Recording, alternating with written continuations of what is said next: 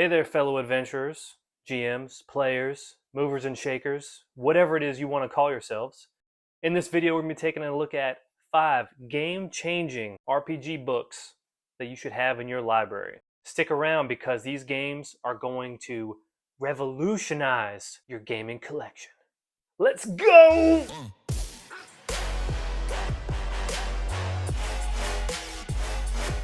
Welcome back to Sacred Art of Gaming. I am Sacred, a passionate RPG enthusiast. Today we're going to take a look at some of my favorite books. 5 physical books that I love, I have, they're my jam, and I want to share them with you. And why they need to be shared with you. So these 5 have transformed the way I've run games, and I'm just super proud to even have them on my shelf every time I look at them. So whether you are a veteran GM or you're just starting out, a lot of these books are going to provide you with endless amounts of inspiration and tools for you to fully flesh out your worlds. Plus, I may even reveal a hidden gem or two that may end up becoming one of your favorites. Now, I just want to go over some of the ground rules for this list. Number 1, I tried not to do duplicates because if I did, it's going to be too easy for there to be too many Savage Worlds books. So there will be 1 Savage Worlds book. I chose 1, that's right. Also, they have to be RPG systems, so anything that's like a supplement or anything like that, I'm not including those. Any books that I printed out because they're really small, Note Quest, Maze Rats, Cairn, any of those that I didn't buy it in a way that is professional, literally printed it out, folded them, I'm not including those, long story short. All right, let's get started. First book, Band of Blades. I bet you didn't see that coming because Blades in the Dark is so popular, but Band of Blades is dope. Band of Blades does not get the amount of, look at this. Look at just the back of this. It does not get the love that I feel like it deserves, and I can kind of understand why. So this is going to be a dark, gritty military strategy type game where you're fighting against the Cinder King. This is almost like a Sauron type level of badassery that you're up against pre-Fellowship of the Ring, where it's just kind of like, you're not making a whole lot of progress, if we're being honest. You're lucky to survive. So a couple things that are super neat about this is the role specialization. You've got things like the Spy Master, for example. You can go through your different spies, dispatching spies. You can be the commander. I think this will be kind of fun to solo. I've been wanting to solo this for so long. Similar to like Blades in the Dark, I feel like both of those are very soloable. It's more of a meta game, so you're going to be dealing with, it's not going to be as tactical as something like D&D for the most part. In addition to that role specialization, you're also getting that dark, gritty atmosphere. If you really want to struggle, which now that I'm thinking about it, I've got at least one more that's got a dark, gritty atmosphere. What does that say about me? So if that appeals to you, this could be your jam. If you're looking for like Warhammer in a book, I can't say this is exactly that, but there's some similarities. It may scratch that itch. And then you've also got this awesome military campaign structure, similar to Blades in the Dark, but they're applying it to a military campaign. The acts that you're going to be doing, the things you're going to be focusing on to hopefully survive the next day. Yeah, this is pretty sweet. I want to play more of this, and hopefully you do now too. Notable mention, Blades in the Dark, also amazing, of course. If you've ever dreamed of sailing the high seas and wanting to be terrified of a seagull shitting on you, potentially knocking you down to 0 HP, Pirate Borg is the game for you.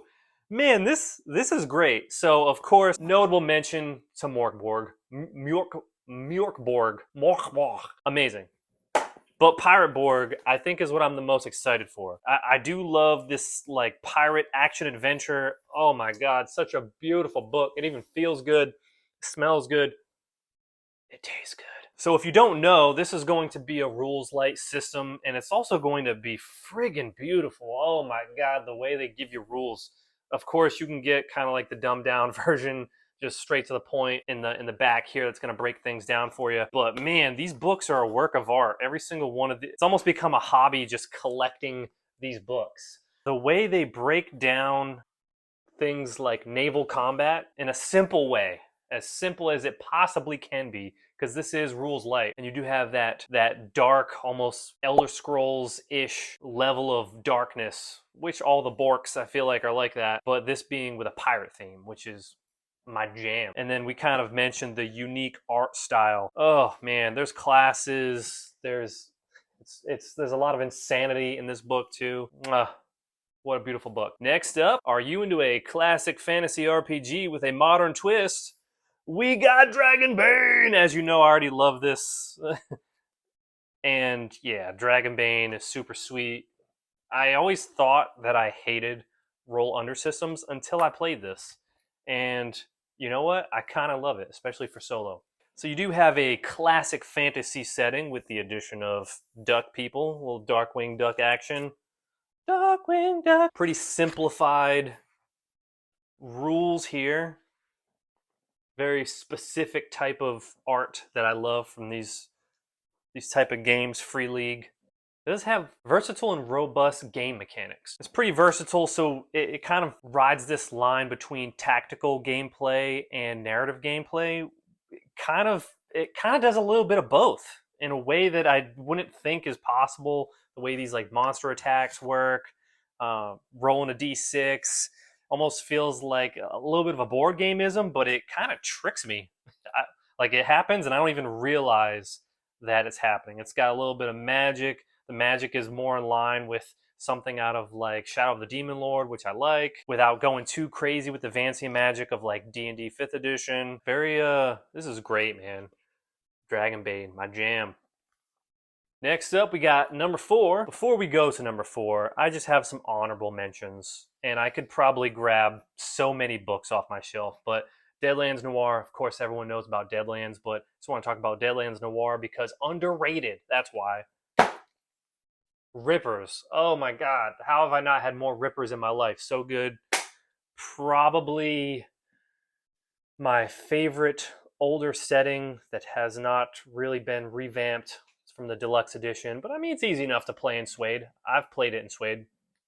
50 Fathoms, this kind of goes into the Mork Borg thing. So good. So good. This is, I don't want to get too far into it, but it's really good. My choice for Savage Worlds, it's going to be Riffs. Riffs! Oh my god, if you've ever, like, this is basically every childhood dream of, hey, let's just grab every cool fucking thing that I can ever think of and slam it into one game.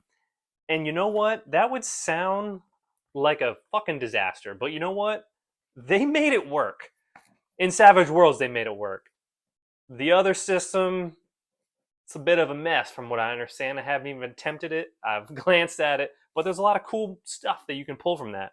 Savage Rifts, however, very doable. This is an epic, mega, super crazy setting. They have found a way to take like wizards and mechs and dragons and vampires and aliens and artificial intelligence and everything you could ever think of and mash it into one world and make it work. Long story short, portals open up. Those are the rifts, and they invade the Earth as you know it now.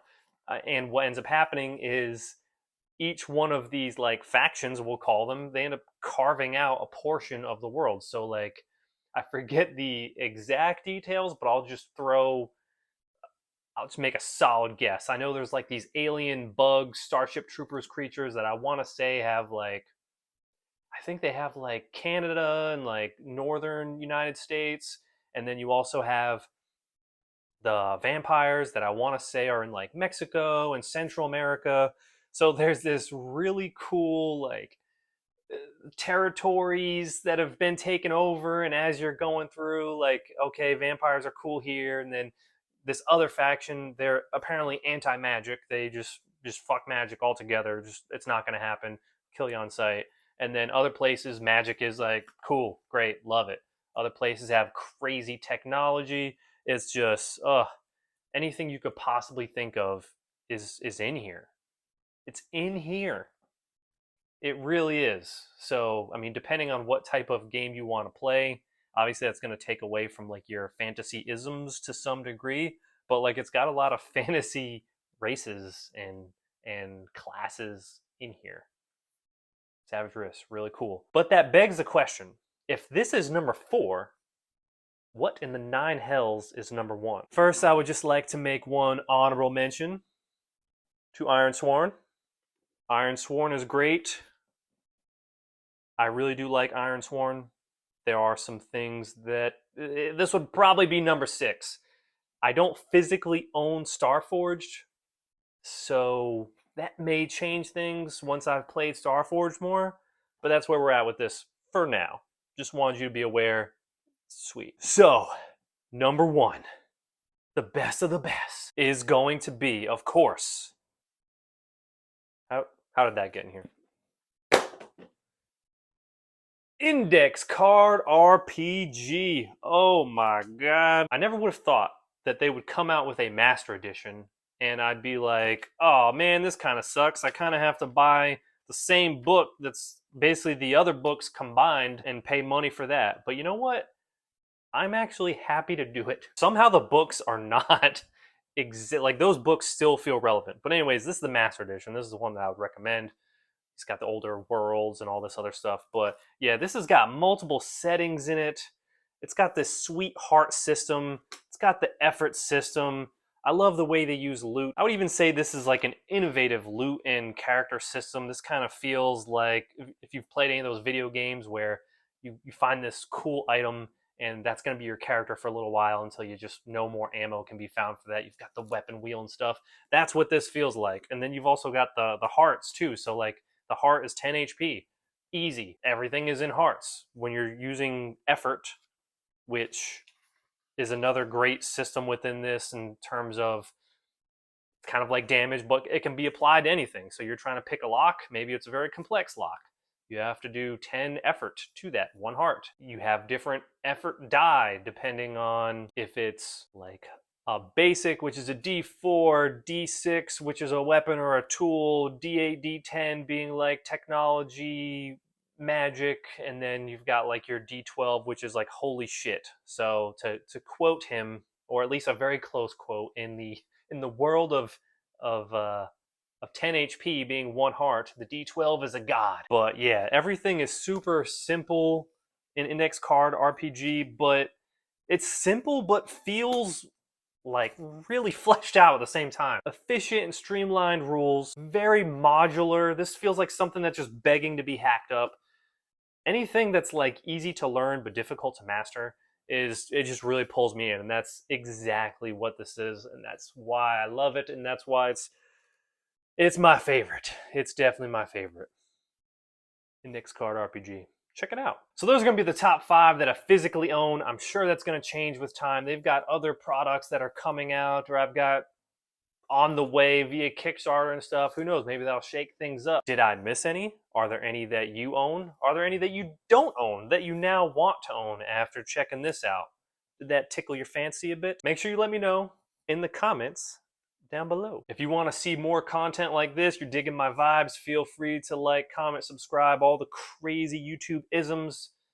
If not, that's cool too. Even just let me know, like, hey, maybe do this instead, maybe change this. Anything and everything is appreciated. It's all love. So we went over some of the foundational building blocks of a TTRPG collection that you can have at home, excluding Dungeons & Dragons 5th edition, of course. So we talked about Band of Blades, we talked about Pirate Borg, we talked about Dragon Bane, we talked about Savage Riffs, and we talked about Index Card RPG. It doesn't matter if you're going through the world of fantasy and dragons, or the high seas, or crazy portals letting in everything and everything. Investing in all of these books not only expands your knowledge, but also your collection. Hope you enjoyed this video. Thanks for watching. Sacred, out.